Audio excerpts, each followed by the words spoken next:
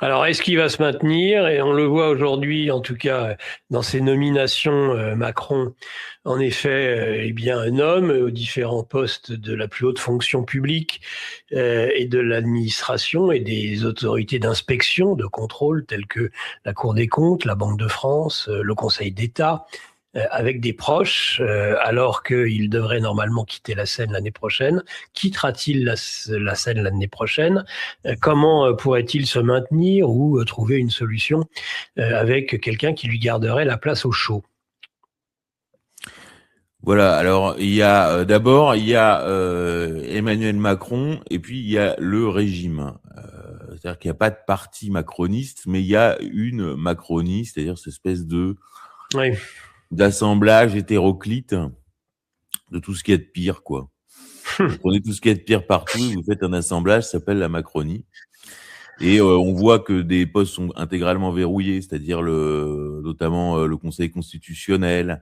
Là, on va verrouiller le Conseil d'État en y replaçant normalement Marc Guillaume, qui était l'ancien secrétaire général du gouvernement, qui est un très proche qui est un très proche d'Olivier Duhamel et qui avait été débarqué suite à l'affaire de pédocriminalité d'Olivier Duhamel, qui lui va être placé à la vice-présidence du Conseil d'État. Vice-présidence, c'est l'intitulé est pas exact, c'est-à-dire que c'est vraiment le poste important. Amélie de Montchalin, qui là sera indéboulonnable à la tête de la Cour des comptes, puisqu'en Oui. fait c'est jusqu'à la retraite là. Oui. Amélie Montchalin, on en mange 15 pour ans. 40 ans quoi. Ouais. Voilà. Enfin, tout est comme ça, sans compter la préfectorale. Enfin, c'est une valse des nominations, donc un verrouillage et parallèlement des processus d'élection qui, de toute façon, il va falloir quand même arrêter de penser en termes électoraux. Je suis affligé. Je vois, par exemple, j'ai des confidences de responsables du RN ou de l'UDR, enfin de ce bloc-là, quoi, de cette tentative de droite hors les murs, sont déjà en train de se répartir les postes. Mais vous n'avez pas du tout compris, quoi. C'est pas du tout à la loyale. C'est pas du tout à la loyale. Faut quand même savoir que en Autriche, il me semble des élections avaient été rejouées après une victoire des nationaux et finalement il y avait eu un président écologiste. Je passe le cas de la Roumanie est aussi extrêmement connu. C'est-à-dire qu'aujourd'hui, dans l'Union européenne, quand le résultat ne convient pas, on fait refaire l'élection. Et sur l'élection de Macron en 2017, tout le monde a oublié qu'à l'époque, 2007, c'est un point de rupture aussi technologique d'un point de vue des sondages, puisque c'est la première fois qu'on a des estimations des enquêtes d'opinion issues du big data. D'accord? C'est plus artisanal, c'est du big data. Or, ces instituts de sondage big data, qui utilisent le big data à l'époque, sont ceux qui ont prédit le Brexit et la victoire de Trump en 2016. Alors que les instituts de sondage classiques se sont plantés. Et eux, ils étaient sur Hillary Clinton et le Brexit va perdre. Ces instituts de sondage donnent tous, à l'époque, Emmanuel Macron quatrième. Je rappelle le score, c'est Marine première, Fillon, Mélenchon et Macron quatrième. À l'époque, à l'avant-veille de l'élection présidentielle, j'ai accès aux remontées, aux enquêtes d'opinion du ministère de l'Intérieur, c'est-à-dire les remontées de terrain préfectoral, ce qu'on aurait appelé à une époque les RG, quoi. Uhum. Et on me dit, ça va être, ça confirmait le big data, et surtout ça donnait Macron à 13%. Donc on a des instituts de sondage big data qui se sont pas trompés et qui en plus sont qualitativement un saut technologique par rapport aux enquêtes d'opinion traditionnelles, et les enquêtes d'opinion traditionnelles, je dirais artisanales, c'est-à-dire remontées de terrain préfectoral, confirment.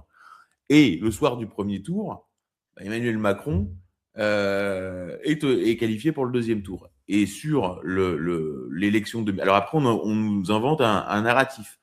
C'est-à-dire, on nous explique Les gens savaient pas qui c'était. Non, les gens savaient très bien qu'il avait été ministre d'Hollande et qu'il venait de la banque Rothschild. Tout le monde avait compris que c'était le candidat du système. Les gens sont pas complètement cons. Donc on nous raconte qu'en fait personne savait qui il était et qu'il a été élu sur le vent du dégagisme. Donc en fait, presque c'était lui le candidat populiste, quoi. Enfin, je veux dire, c'est-à-dire qu'après le spin, quoi, c'est-à-dire l'histoire qui est racontée et qui est rabâchée, fait fi de tout, de toute réalité. C'est-à-dire qu'ensuite on réécrit l'histoire et on ment. Donc c'est le dégagisme. Ça a été 2017 et pour 2022, où le soir de l'élection, on voit à la télévision des chiffres du ministère de l'Intérieur qui donnent le soir du deuxième tour Marine Le Pen en tête en nombre de voix. Donc les gens font des après maintenant il y a les réseaux sociaux, donc les gens font des captures d'écran et voient bien qu'il y a un problème dans le comptage puisque les chiffres et puis on nous dit ah bah non mais vous comprenez c'était un bug du ministère de l'Intérieur. Ah bon? Donc on compte les voix et c'est possible qu'il y ait des bugs au ministère de l'Intérieur. Et donc ensuite on nous a vendu qu'Emmanuel Macron qui est haï, qui peut même pas sortir dans la rue, que Emmanuel Macron avait été réélu grâce à l'effet drapeau. Parce qu'il y aurait eu un effet drapeau parce que les Français n'auraient pas supporté que Vladimir Poutine envoie son armée en Ukraine. Et donc les gens auraient voté Macron. Et on est censé croire ça. Alors que bon, les Français, ils se disaient plutôt, pas forcément d'avis sur ce qui se passe en Ukraine, mais ils se disent, tiens, c'est quand même étrange, Vladimir Poutine, un 22 février 2022, il a mis fin au Covid en 24 heures. Alors, il rentre en Ukraine, il n'y a plus de Covid. T'as déjà remarqué ce lien de cause à effet, c'est-à-dire comment oui, c'est extraordinaire. Tu rentres en Ukraine et puis après, alors il rentre en Ukraine et il y a un effet drapeau. Et alors tous les gens qui haïssaient Macron se mettent à voter Macron. Mais faut vraiment redescendre là. C'est pareil. Emmanuel Macron, on le voit sauter au cou de Paul Pogba, on le voit sauter au cou de Kylian Mbappé, tripoter les braqueurs dans les Antilles, la fête de la musique à l'Élysée. Enfin, on a bien compris que son type de femme, c'était pas les actrices iraniennes. C'est sûr. Ça passe. Alors en fait, il s'est pris une tarte. C'est pas parce que Brigitte, c'est un vieux travelopédo et que c'est un couple complètement dysfonctionnel. C'est parce qu'en fait, c'est un homme à femme et il a une liaison platonique dont on ne sait rien avec une actrice iranienne qui se balade les seins à l'air. Voilà. Donc on est censé croire ça et 2027.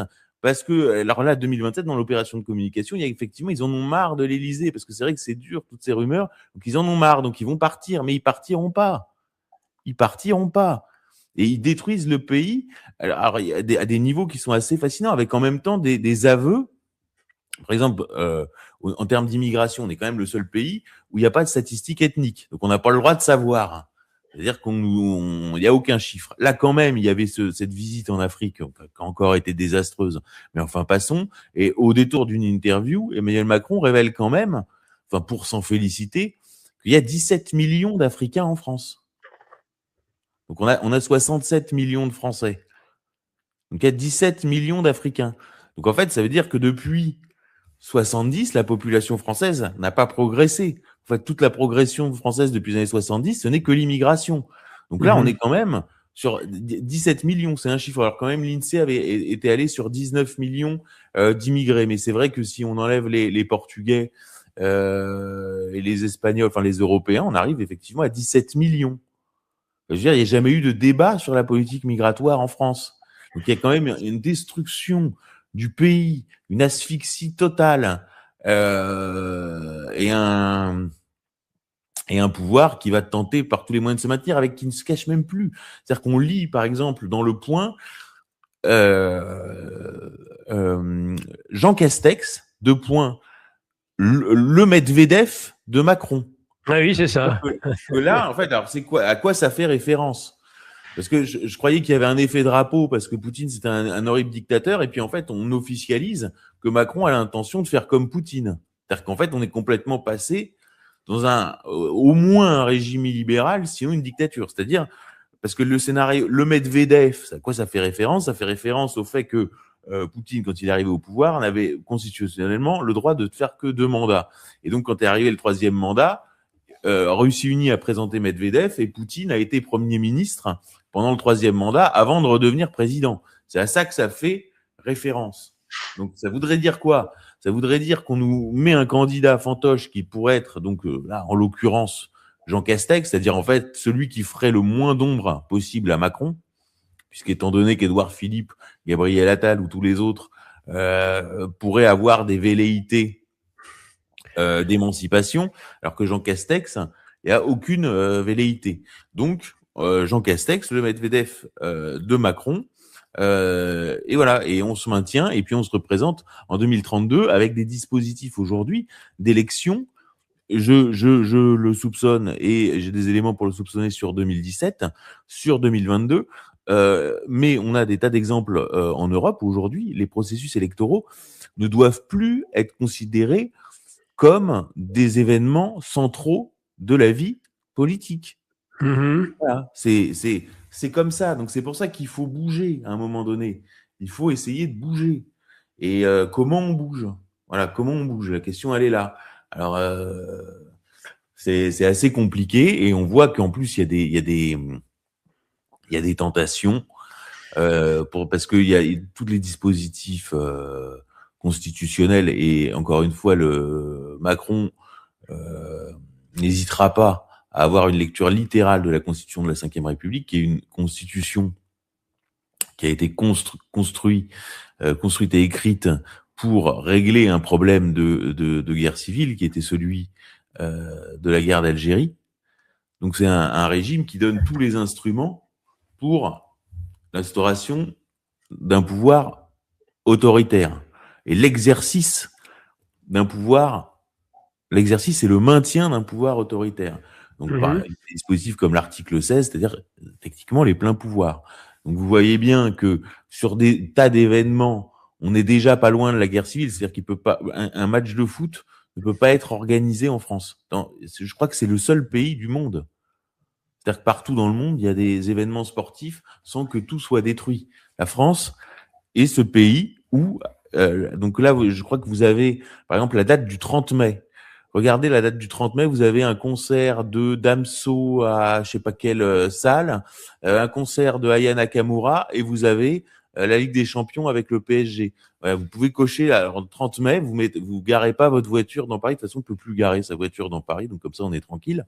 Voilà, donc vous avez la date du 30 mai. Donc vous avez n'importe quel événement qui, en fait, avec n'importe quel agent provocateur, amplification médiatique, etc., peut déboucher sur un scénario de guerre civile.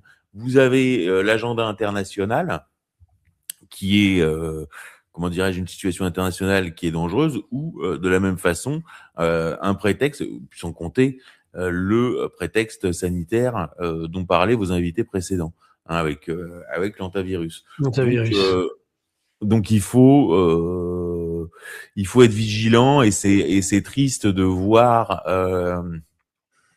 l'opposition politique, institutionnelle, faire semblant. Je sais pas s'ils y croient vraiment, ou s'ils font semblant, parce qu'en vérité, ils n'ont pas le courage de dénoncer ce qui est à l'œuvre. Mais et voilà, avec des motifs d'espoir qui peuvent être extérieurs, avec notamment Elon Musk, hein, qui commence à en avoir un peu assez des Macron et de l'Union européenne. Donc on a Totalement.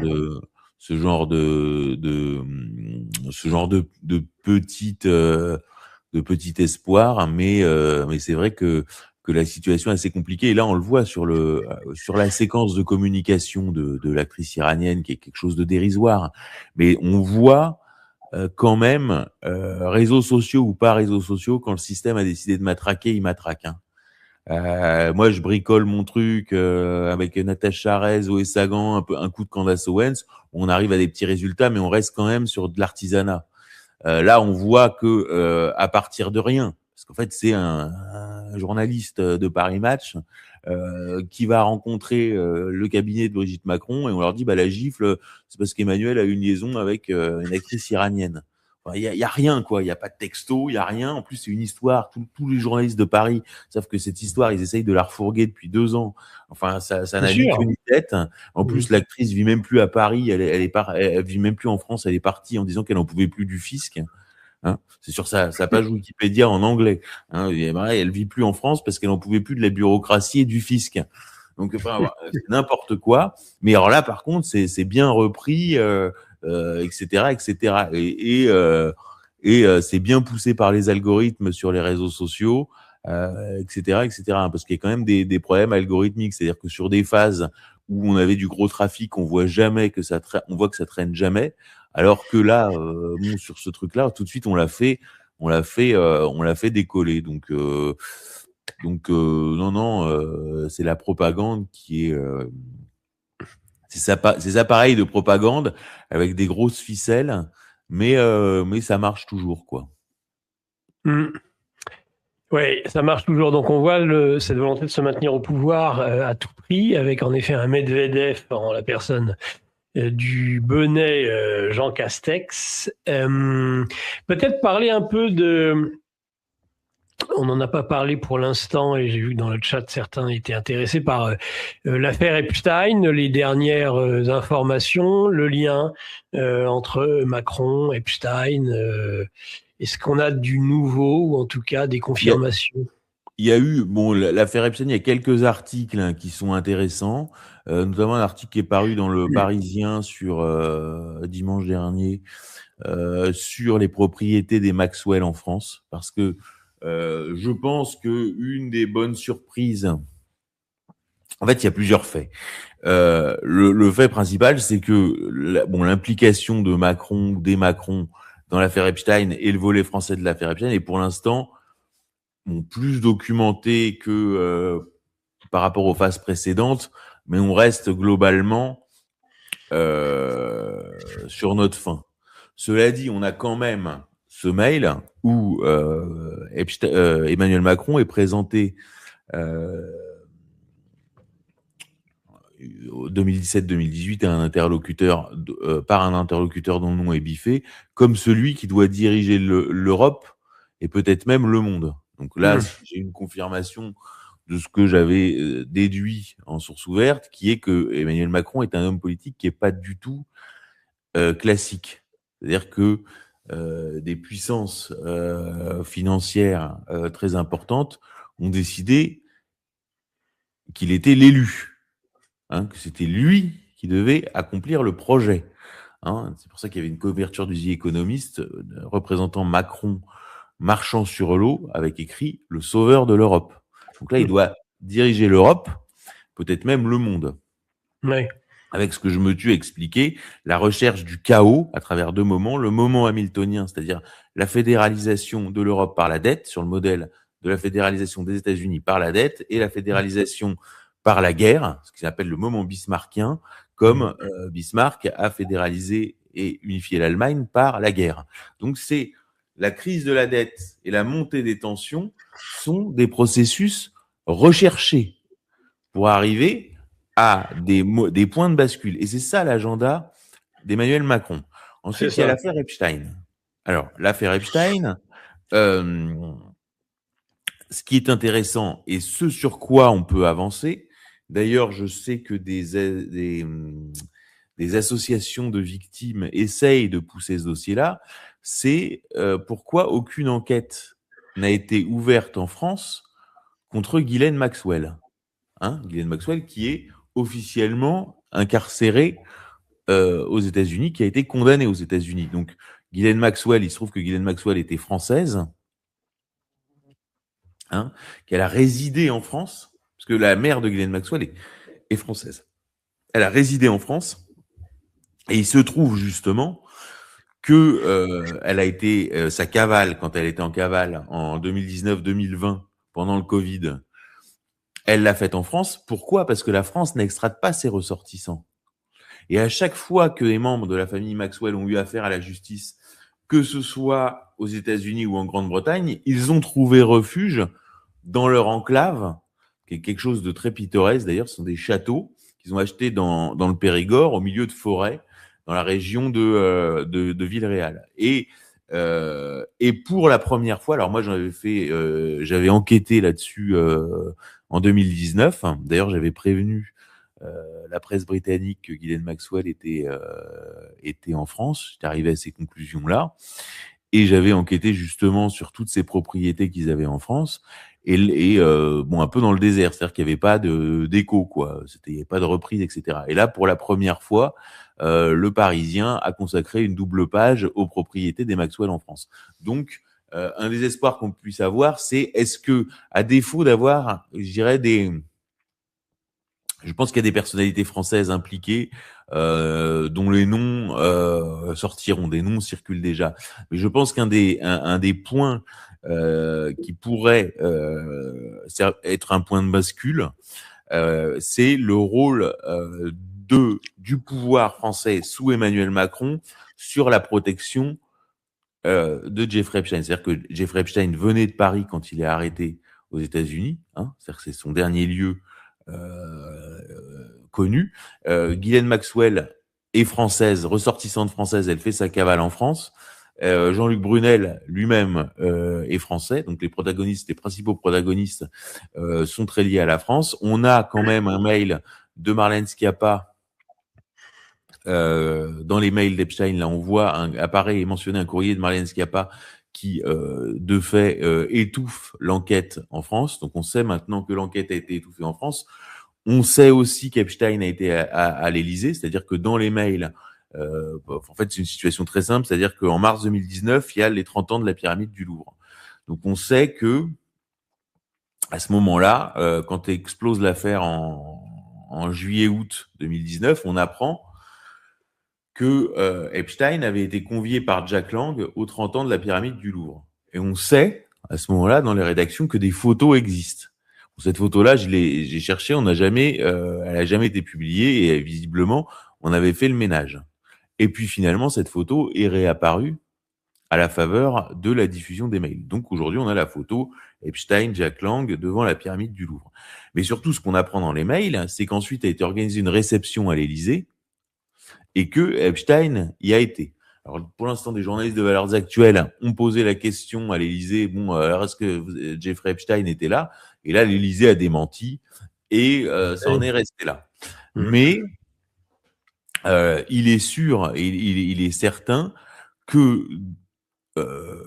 est-ce que Ghislaine Maxwell et Jeffrey Epstein ont pu considérer les Macron, ou en tout cas le régime macroniste, comme un régime qui pouvait les protéger, au-delà du fait que la France n'extrade pas ses ressortissants, c'est surtout que leur histoire personnelle, au-delà même du fait qu'ils aient les mêmes patrons, puisque à Jeffrey Epstein qui explique que à Peter Thiel, comme vous le savez, je représente les Rothschild, Macron répond en 2012, David de Rothschild est au courant de mon engagement, je suis sa couverture, je suis son hedge.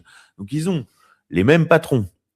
Et surtout, leur histoire crée une convergence d'intérêts. Parce que qu'est-ce qui est reproché à Jeffrey Epstein? C'est du trafic de mineurs. Or, sur quoi est basée l'histoire des Macron?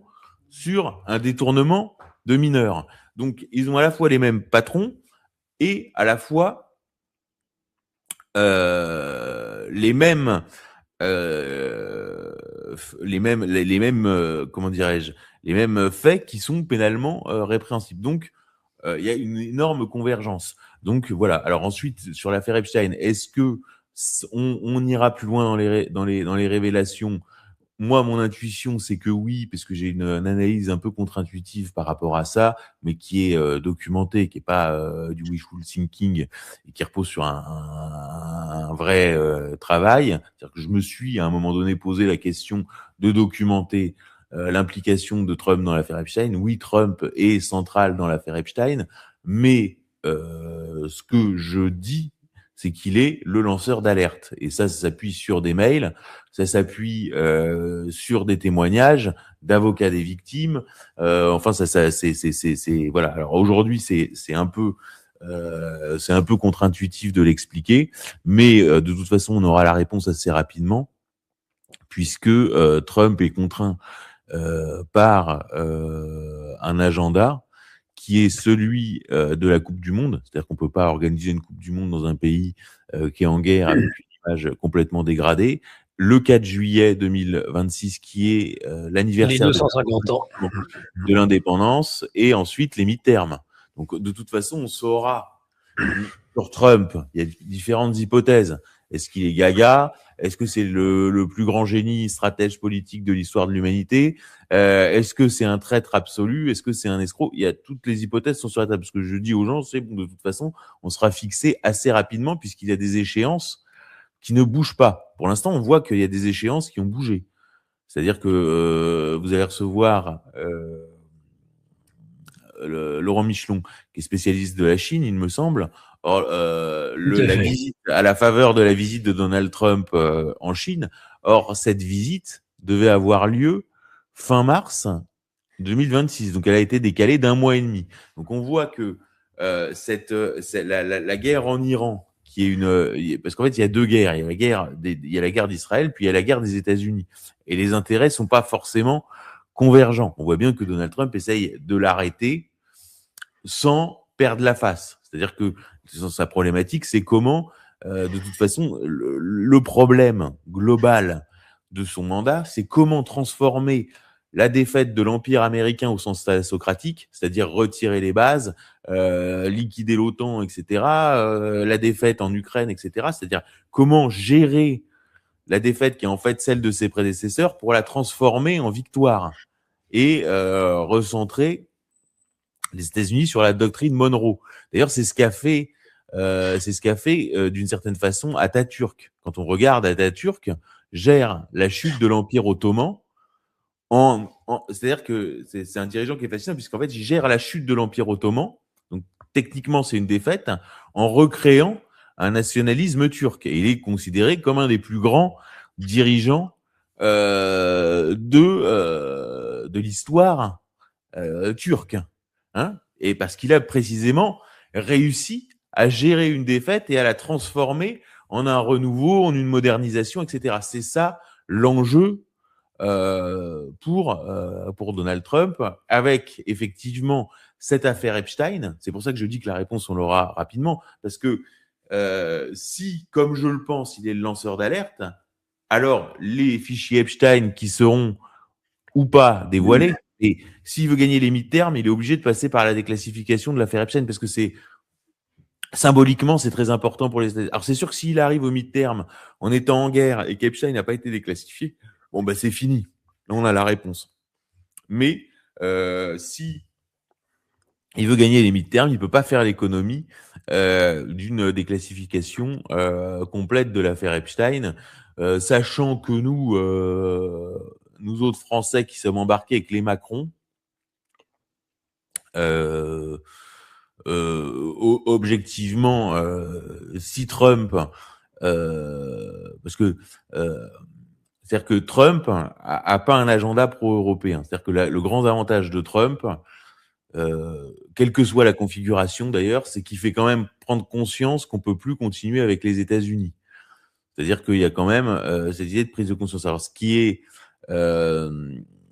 est malheureux, c'est que nos élites ne voient comme projet politique que le renforcement du goulag européen, alors qu'effectivement, il faudrait remettre en cause, comprendre que l'Union européenne et l'OTAN sont deux systèmes imbriqués et que si Trump bazarde, finalement l'Union européenne est mort-née. Et il faudrait quand même, comment dirais-je, précéder ce mouvement-là, c'est-à-dire l'anticiper en ayant une politique qui permette à la France peut-être pas de s'asseoir à la table des vainqueurs, mais au moins de s'asseoir à la table. Parce que comme on dit, avant on disait qu'on était des herbivores dans un monde de carnivores. Aujourd'hui, on dit, si vous n'êtes pas à la table, c'est que vous êtes au menu. Et le problème de la France actuellement, c'est que si on arrive, bon an, mal an, à un nouvel ordre mondial, un nouveau partage du monde avec une régionalisation de la mondialisation avec les États-Unis d'un côté, les Russes et les Chinois de l'autre, et que nous n'aurons été que des obstacles pour ces trois puissances, alors nous serons au menu. Hein, c'est précisément le génie du général de Gaulle, si on veut, c'est d'avoir réussi à maintenir la France, hein, qui était 2 fois perdante, puisqu'elle avait été envahie par l'Allemagne et puis ensuite envahie par les États-Unis. Et à la fin, le général de Gaulle a réussi, là on parlait d'Atatürk, on peut parler du général de Gaulle, à transformer ce qui était une défaite intégrale en un sauvetage partiel et imparfait, mais de la France. Bon. Donc là, ce qui est intéressant, c'est qu'on voit au niveau des oligarques français, c'est-à-dire du capitalisme français, une prise de conscience à travers des déclarations souverainistes de Bernard Arnault, à travers le fait que Vincent Bolloré semble avoir jeté son dévolu sur Philippe de Villiers, qui est un produit politique qui est pas inintéressant, surtout par rapport à 2022 où on était sur une candidature Zemmour qui en fait était un logiciel, je dirais Likoud OAS, et qui en fait perce assez peu dans l'opinion publique, alors que Philippe de Villiers a quand même cette image sur le non au référendum de 2005 qui est structurant en fait dans l'opinion publique française, puisque c'est la démocratie, c'est la prise de conscience que nous ne sommes plus en démocratie. Hein. La trahison du nom de 2005, c'est quelque chose de central. Et puis, il est aussi positionné sur le catholicisme avec, malgré tout, un paradoxe chez Villiers, c'est qu'il est vendéen, à la fois souverainiste et vendéen, les régions qui sont son cœur électoral sont les régions les plus européistes. Hein, donc il y a ce paradoxe chez Villiers, il n'y a pas du tout le même électorat que Le Pen, contrairement à ce qu'on pourrait penser, puisqu'en fait la France de Villiers c'est la contre-révolution, alors que la France de Le Pen c'est la France de la révolution. Hein, c'est-à-dire d'un côté la manif pour tous, de l'autre côté les gilets jaunes. Et l'idée, parce qu'on voit bien qu'il y a Bardella est un produit politique qui est pas inintéressant, mais on voit bien que c'est un peu léger pour le dire vite. On voit que Marine va être rendue inéligible, puisqu'en plus les magistrats américains ont les Américains ont dit qu'ils sanctionneraient les juges s'ils condamnaient Marine Le Pen. Or les juges attendent que ça pour en plus condamner Marine Le Pen et se sentir jaloux de leur indépendance. Donc Marine Le Pen sera rendue inéligible. Et est-ce que, à un moment donné, Bolloré, qui est de fait le vrai patron de la droite, arrivera pas à trouver une martingale avec une candidature, en tout cas qui serait vraiment de combat. On voit quand même, par exemple, c'est Florian Philippot, puisque visiblement il y a cette alliance entre Philippe de Villiers et Florian Philippot qui a été officialisée coup sur coup sur Télé Liberté et puis même sur le service public par Florian Philippot qui a été invité.